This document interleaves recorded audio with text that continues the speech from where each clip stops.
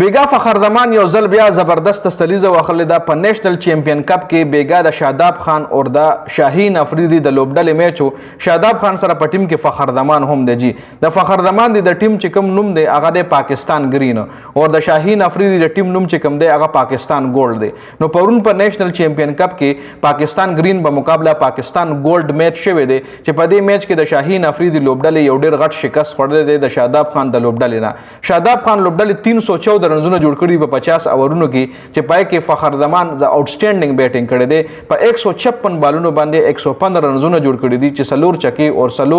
سلور چکی او اوه سلوري د په اننګز کې شامل دي دا د فخر زمان دوه مسلې زده په نیشنل چیمپئن کپ کې جی نو فخر زمان په ګریټ ټچ کې راغلی دی او فخر زمان لکه د فخر زمان حواله سره مخکې وسیم اکرم ویلو که ما سره اختیارات وي نو دا فخر زمان به ماره پاکستان टी20 ټیم کې ملو بولو دی ماره پاکستان ون ډے ټیم کې ملو بولو او دی ماره پاکستان ټیسټ ټیم کې ملو بولو لکه فخر زمان ایبل دی لکه ښه کلاړي دی پاکستان گرین سره د شاداب خان لوبډلې سره پرونی هم سلیزه واخلې ده خاده سره سمین میرحاس په یو رن آوټ شوی دی عمر بن یوسف 74 دا هم نوجوان کلاړي دی د محمد یوسف زوی دی ښه کلاړي دی 74 رنونه په 133 بالونو جوړ کړي دي فرحان یوسف 40 شاداب خان خپل 61 رنونه جوړ کړي دي په 84 بالونو باندې شاداب خان بیټینګ په ډومبني میچ کې مخه کړو خو د شاداب خان بیټینګ موږ نه دی پکار دی حواله سره ورلا سپورټس جرنالست چې کوم دی ولوندا خبره کوي ایکس کرکټر همدا خبره کوي چې شاداب موږ له رستا بالینګ پکار د بیټینګ مدل نه دی پکار نو شاداب خان په بالینګ کې داسې خاص پرفارمنسز نه راځي خو په بیټینګ کې دا دویم میچ ته چې ښه بیټینګ کوي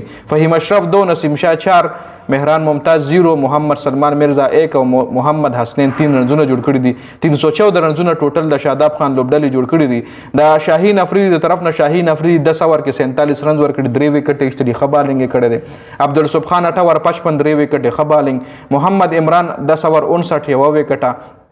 کامران غلام 3 اوور 21 رضا الله 5 اوور 34 ورکړي فیصل اکرم ډیر خراب بالینګ کړي 8 اوور کې 62 رنونه ورکړي وکټ یو اغشتري حیدر علي 2 اوور 17 رنز ورکړي دي سات خان 4 اوور 18 رنز ورکړي او یو وکټ اغشتري دا بیا ورپسې د شاهین افریدي د لوبډلې نه شامل حسین او محمد اخلاق اوپننګ کړي چې شامل 53 رنونه جوړ کړي منی بیټینګ کې د ښه بیټینګ کړو اخلاق 4 رنونه باندې ورشوي کامران غلام په 26 سات خان په 8 رنز حیدر علي په 30 رنز عبدالصمد په 20 رنز محمد عمران په 19 رنز ورشوي رضا الله په 10 رنز شاهین افریدي په 8 رنونو باندې اوټ شوی دی عبدالصبح خان په 0 او فیصل اکرم په 1 یعنی د شاهین افریدي لوبډلې 314 رنونو چې اسکول پسې 186 رنونو باندې ټوټل ټیم اوټ شوی دی په 137 اوورونو کې په 203 منټ کې دا میچ دی دغه کړی دی دا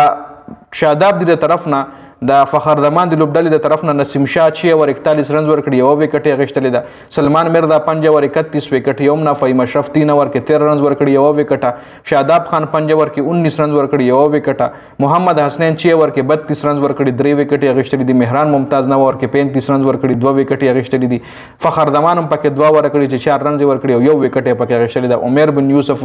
یو وکټ اخیستلی ده 10 رنز ورکړي او یو اوور کړی دی نو فخر زمان د دې میچ مین اف دی میچ دی یو خو سلیزه واخلې ده 115 رنز کړي دي او بل یو وکټ هم اغشتلی ده آل راونډرانه لوبه فخر زمان کړی ده